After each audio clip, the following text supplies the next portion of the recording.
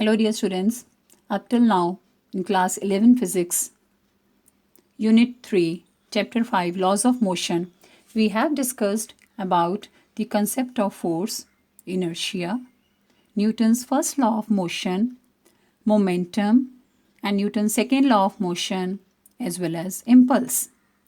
Today we are going to discuss some new topics covered in this video lesson are Newton's third law of motion, applications, and various examples of Newton's third law, horse and cart problem. First of all, let us give the statement of Newton's third law of motion. It states that to every action there is always an equal and opposite reaction. Forces always come in pairs, that is equal and opposite. So action, reaction, force pairs. But remember, action and reaction act on different bodies but simultaneously. As they act on two different bodies, so they never cancel out each other. Let us consider two bodies as shown in the figure which are interacting with each other. Suppose F12 vector is the force exerted on the first body by the second body, and F21 vector is the force exerted on the second body by the first body. Then by Newton's third law, F12 vector is equal to minus of F21 vector. Now there are some important points which are to be noted related to Newton's third law of motion. First is action and reaction are just forces.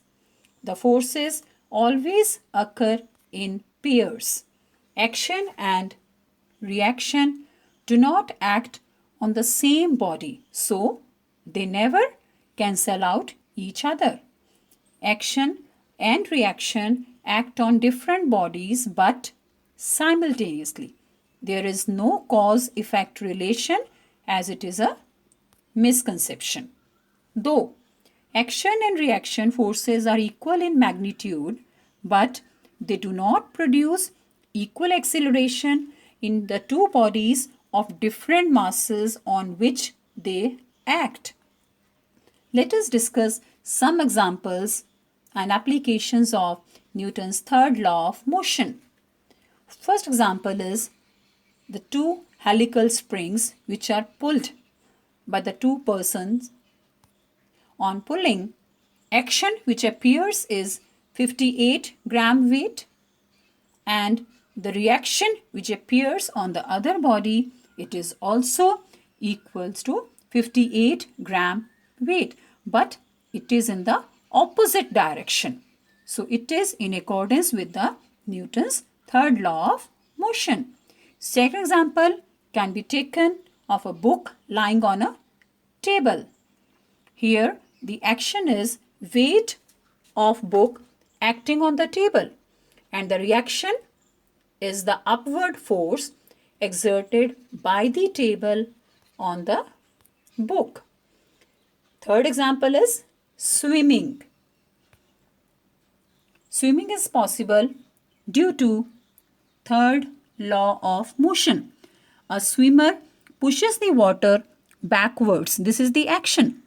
The water pushes the swimmer in the forward direction with the same force. This is the reaction. Hence, the swimmer swims. As shown in the figure, action and reaction forces, they are equal but they are in the opposite direction. Another example is when a ball is made to hit on the wall, it rebounces back. So the action is on the wall and the reaction is received by the ball. It is given by the wall to the ball, which is opposite to the action.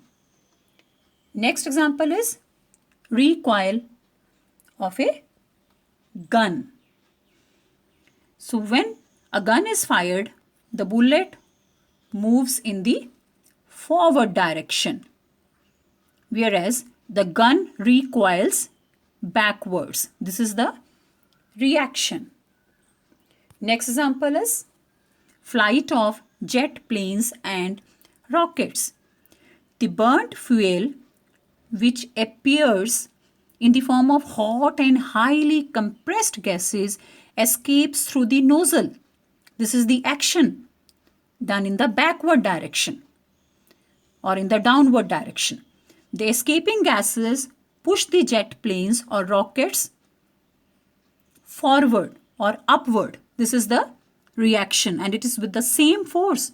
Hence, the jet or the rocket moves. Next example is walking.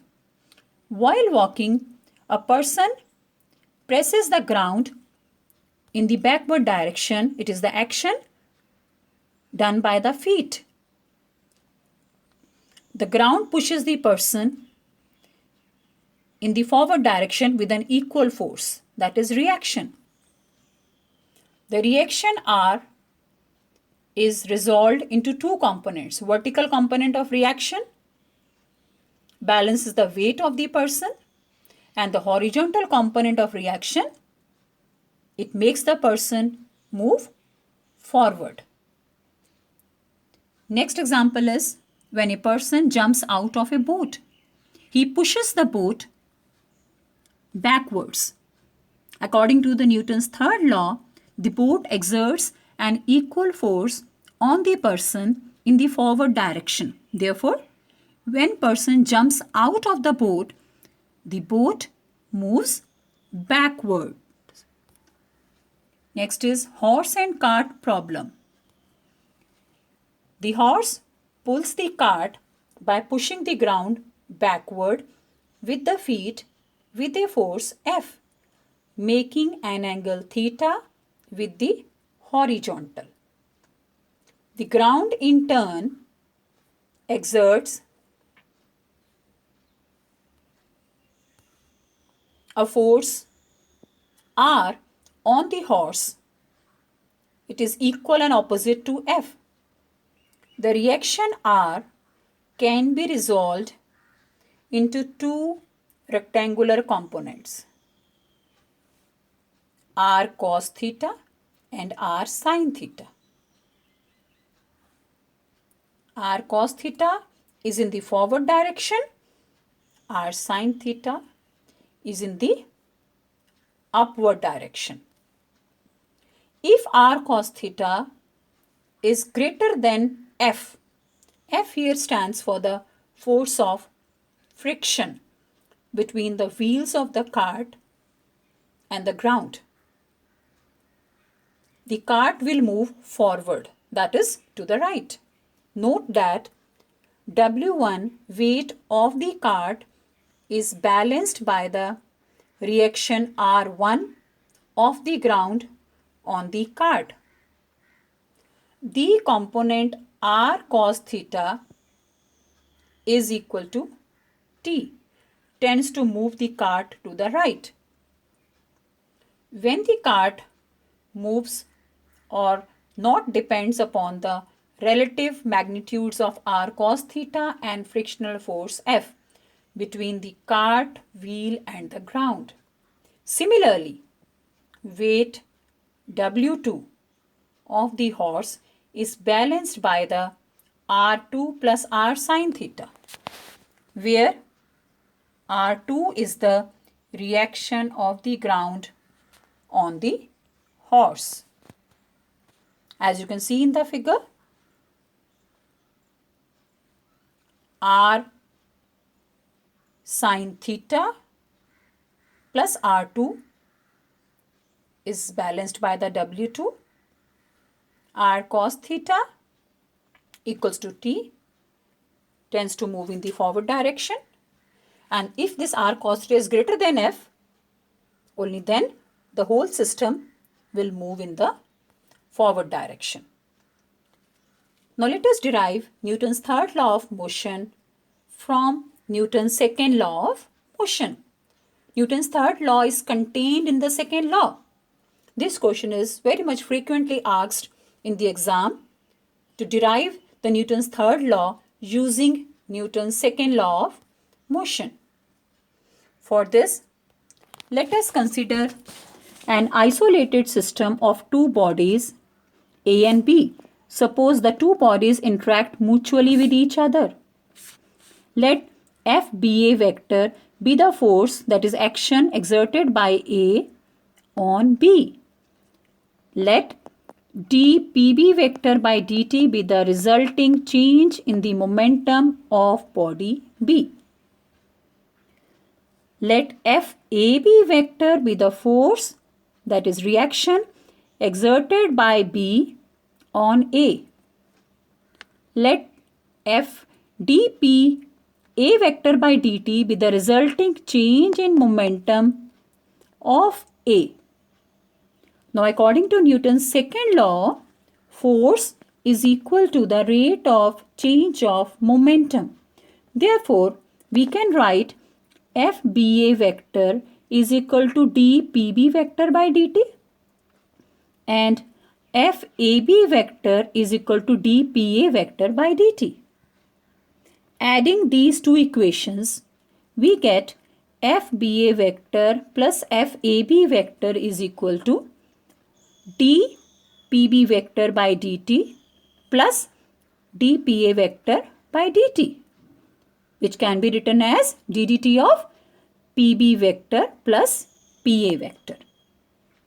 In the absence of external force, which means F equals to or F external equals to 0, the rate of change of momentum must be 0. Therefore, here we are using the Newton's second law. If there is no external force, the rate of change of momentum is equal to 0. Therefore, ddt of PB vector plus PA vector must be equal to 0. From here we get FBA vector plus FAB vector equals to 0, or FBA vector is equal to minus of FAB vector, or action is equal to reaction, but it is in opposite direction. This is Newton's third law of motion. So this is how we have derived Newton's third law from Newton's second law of motion. Now let us find out answers of some of the questions. This is an assignment for you. Think over it. It is based on the concept which we have studied today. First is, it is difficult to walk on sand or ice. Why? Second is, driving a nail into a wooden block without holding the block is difficult. Why? Third is, the two ends of a spring balance are pulled each by a force of 10 kilogram weight. What will be the reading of the balance? Think over it. And the last is, action and reaction forces do not balance each other. Why? So let us recapitulate now what we have done today. So we have discussed about the Newton's third law of motion and its various applications. It states that to every action, there is always an equal and opposite reaction. And action and reaction, they act simultaneously, but they act on different bodies. Hence, they never cancel each other. Each force produces its own effect. The forces of action and reaction may appear due to actual physical contact of the two bodies or even from a distance also, but they are always equal and opposite. This law, that is third law of motion, is applicable whether the bodies are at rest or they are in motion. It applies to all types of forces, that is gravitational force, electric force, or magnetic force, etc. So this is all about today. I hope the topics being discussed in this video lesson are clear to you. So thank you very much.